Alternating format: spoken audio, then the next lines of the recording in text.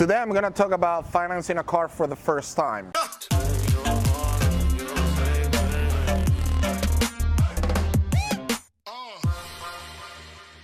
So you're a first-time buyer. I'm sure you have a lot of questions and probably a little bit scared on making the decision of financing a car.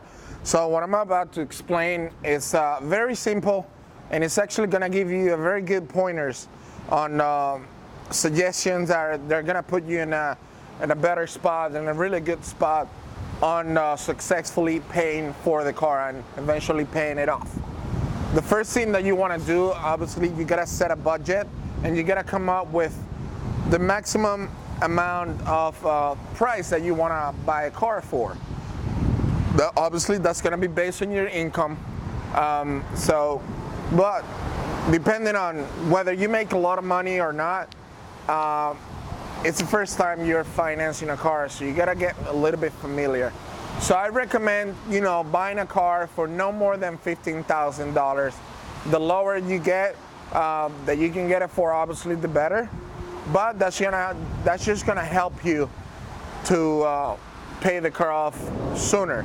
You're not gonna finance it for 6-7 years. It's not recommended as your first time. The first time that you're buying a car or financing a car. That's the first thing. So don't go over $15,000. If you find something good for $10,000, just go ahead and do it. I know you probably want the best car out there, but look, in reality, it's the first time you're financing a car. So like I said, just do something smart. The other thing that I want to talk about is the down payment. Try to come up with a down payment of about 15% of the value of the car. Why? Because that's going to help you cover all the extra fees, or the fees that you're paying besides the value of the car, such as the taxes, registration fee, title fee, probably dealer fee, and a couple other fees that you might get hit from a dealer. So that way you're only gonna be financing the value of the car. If the car is listed for $10,000, out the door price might be $11,500 or $12,000. So I recommend doing a down payment of the amount that is only gonna leave you the amount financed of the value of the car, the $10,000. Again, that's just gonna help you save money on the interest, so you're not paying interest on taxes, registration, and other fees, but only on the value of the car. The other reason why is because by the time that you want to trade it in, it's just gonna help you and put you in a better spot for the trade-in value of your car. And the third point, which is, I guess, the most important one here, is that you set your monthly payments no higher than 15% of your monthly income, because the car payment is something that you have to pay every month. You're gonna have other expenses, fuel, maintenance, oil change, brakes, car wash, probably oil changes. So that's something that you have to pay, every now and then. But also the insurance. If you're younger, your insurance might be a little bit expensive. And that's money that you have to give away, pay every single month. So if you have a $300 car payment and your insurance, because you have to get full coverage, if your insurance is about $200, that's $500 that you're spending every single month on your car in order to be able to drive it, plus the fuel. So again, try to stay within that 15% payment from your monthly income.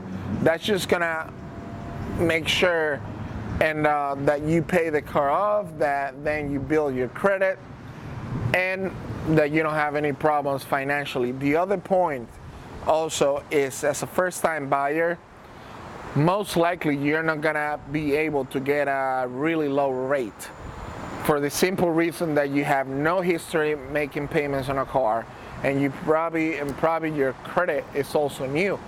So you might be able, if you're lucky enough, your interest rate might be on the tens, high tens, but most likely as a first-time buyer, depending on the car you're buying, it's gonna be somewhere in the 20% interest rate. That's fine, and this is what you're gonna do. Just make sure you get the loan and approve and everything in the car that you want within the numbers that you should stay. But what I recommend all of my first-time buyers is make at least 6 payments on time.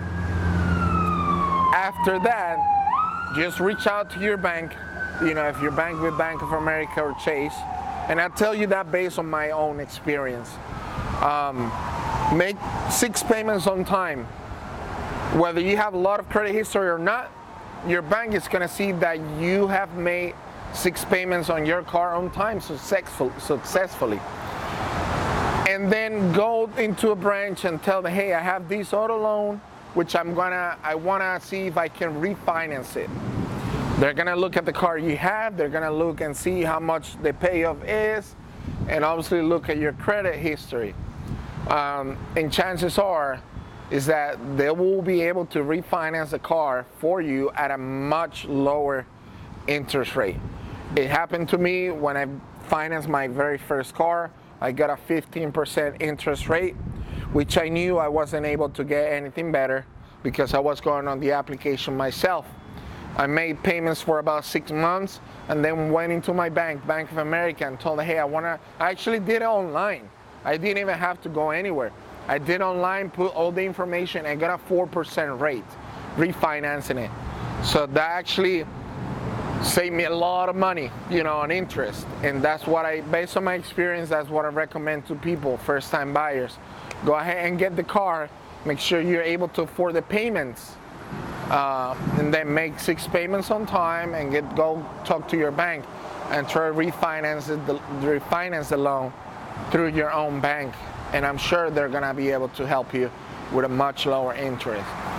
These are, a few recommendations on the process of buying a car and financing a car for the first time.